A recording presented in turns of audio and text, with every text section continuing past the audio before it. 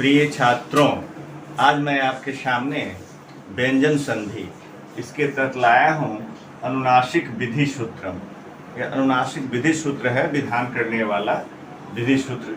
6 प्रकार के सूत्र होते हैं: संज्ञा सूत्र, परिभाषा सूत्र, विधि सूत्र, नियम सूत्र, अतिदेश सूत्र और अधिकार सूत्र। तो ये विधि सूत्र है, ठीक है। तीसरा सूत्र विधि सूत्र, संज्ञा, परिभाषा, विधि।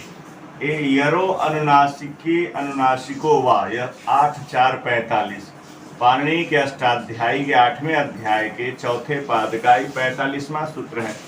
तो ये सूत्र को पहले पढ़ी तो लिखता है यरो, उसके बाद अवग्रह है, यहाँ इसको अवग्रह बोलते हैं, अनुनासिके। दूसरा इसमें शब्द है अनुनासिके,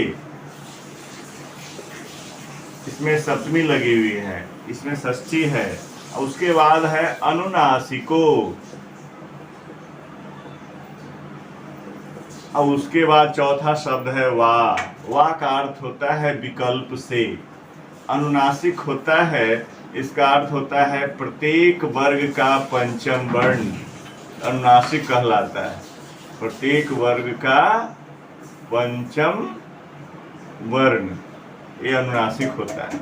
वा का अर्थ होता है विकल्प से। विकल्प का मतलब अल्टरनेट, ऐसा भी होगा ऐसा नहीं भी होगा, विकल्प से का मतलब हुआ। अनुनासिके का मतलब हुआ कि अनुनासिक परे होने पर, यानी प्रत्येक वर्ग का पंचम वर्ण जो अनुनासिक है वह परे हो। अनुनासिके सप्तमी है यहाँ, सप्तमी है, सप्तमी है ना। कहता है अय्यर प्रत्याहार में आते हैं प्रत्येक वर्ग का प्रथम वर्ण, द्वितीय वर्ण, तृतीय वर्ण, चतुर्थ वर्ण, पंचम वर्ण और अंतस्थ वर्ण। इसके बाद उष्म का 300। इतना वर्ण आते हैं यर प्रत्याहार में। यर के अंतर्गत, यर जो है, यर के अंतर्गत इतने वर्ण आते हैं, प्रथम वर्ण, द्वितीय वर्ण। यानी कहने का अर्थ पूरा कवर्ग, चवर्ग, टवर्ग, इसको दूसरे शब्द में हम ऐसा लिख सकते हैं, तवर्ग, पवर्ग,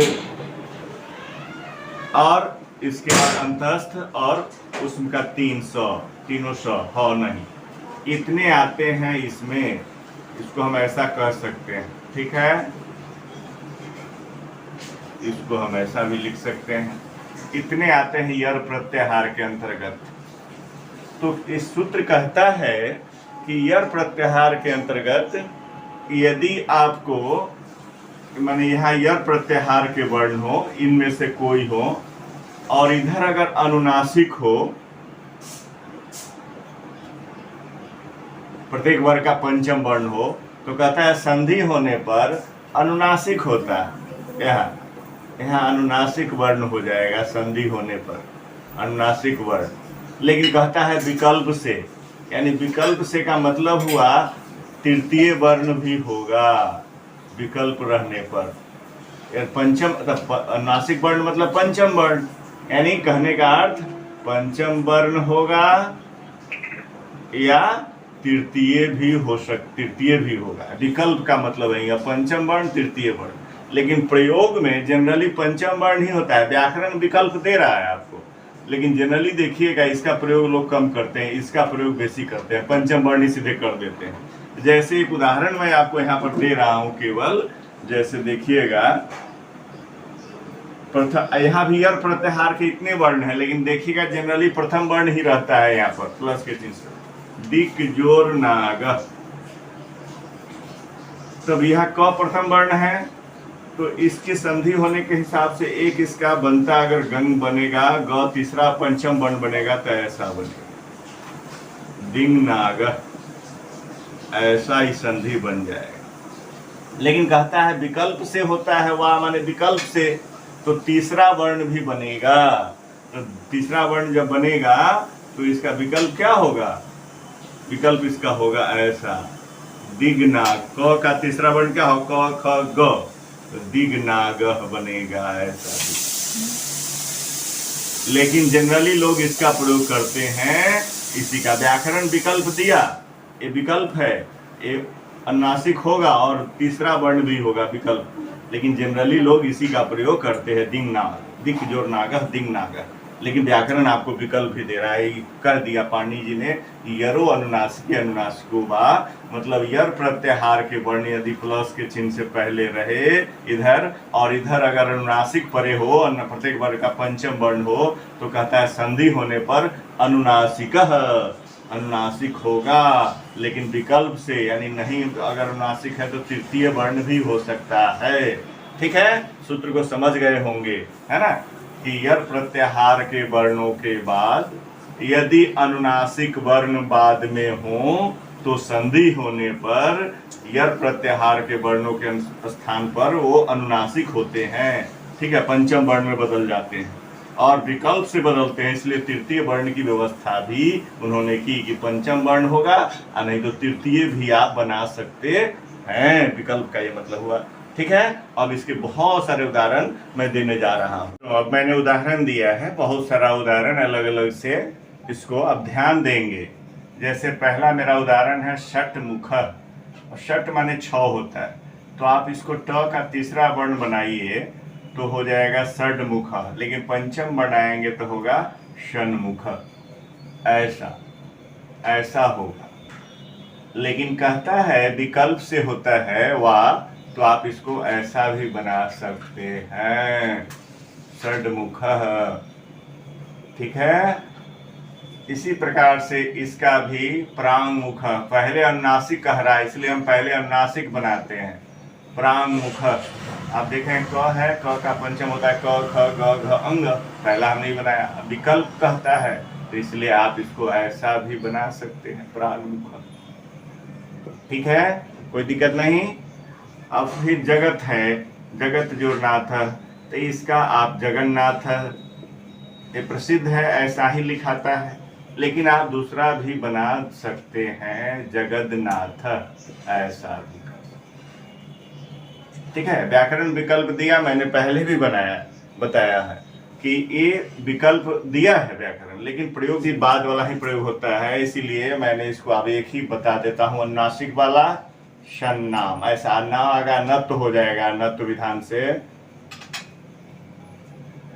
और सठ जोड़ नवती, फिर यहाँ भी वही हो जाएगा, सन्नवती, दोनों न ऐसा हो जाएगा। सन्नवती का मतलब होता है संख्या है, सन्नवती मतलब होता है 96, नवती माने 90 होता है, आज 60 माने 6 होता है, तो 90 और 6 96, 96 के लिए सन्नवती शब्द होता है। ठीक है, आपको यहाँ विसर्ग दे दिए। फिर यहाँ षट नगरिय माने 6 नगरी, 6 नगरियाँ हैं, तो षण नगरिय ऐसा आप बनाएंगे, 6 नगरियों के लिए षण नगरिय, नगर शब्द, नगरी शब्द के लिए, नगरी का बहुवचन है, नगरी नगरिय नगरिय, है ना, नदी नद्य नद्य, षण नगरिय, 6 नगरियां। षण्मासा, फिर यहाँ भी आप ऐसा बना सकते हैं, षड जोर मासा, षण्मासा।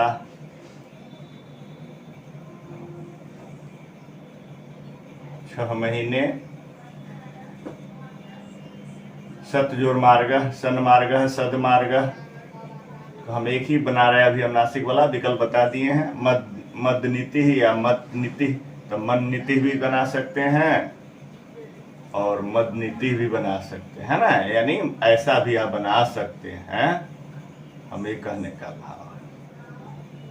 इसमें भी सदमार्ग भी बना सकते हैं, ठीक है ना, सब बता दिए, एक ही हम बता के दिखाए हैं। वाह विकल्प का विधान आपके पास है, आप अगर वैसा भी बनाते हैं, सदमार्ग भी बनाते हैं तो चलेगा, लेकिन ये बेसी प्रचलित है इसलिए मैं प्रचलित वाला ही लिखा हूँ, इसमें विकल्प बता ही दिया हूँ। इसमें भी विकल्प आप जानेंगे ही कि विकल्प का विधान है आपके पास, या तो नासिक हो नहीं तो विकल्प से हो तो तीसरा वर्ण हो, ट का ट ठ ड हो जाएगा, तो सड नगर यह भी यहाँ आप बना सकते थे, है ना, ठीक है। ये भी आपके साथ विकल्प है हर जगह। षडनवती भी बना सकते थे, षडनाम भी, है ना, उदनति, लेकिन प्रयोग यह है इसलिए मैंने इसका विकल्प वाला छोड़ दिया है, आप बना सकते हैं, ये आपको स्वतंत्रता है, यह सूत्र यह अधिकार दे रहा है कि विकल्प से, यानी ये होगा ही, अनुनासिक तो होगा ही, तीसरा वर्ण भी होगा। विकल्प का मतलब यहाँ ये है। ठीक है, धन्यवाद। आज मैं इतना ही कहकर अपनी वाणी को विराम देता हूँ। पुनः एक बार आप सबों को धन्यवाद मेरी ओर से। आप सब्सक्राइब करेंगे यदि समझ में आए तो, लाइक करेंगे और शेयर करेंगे।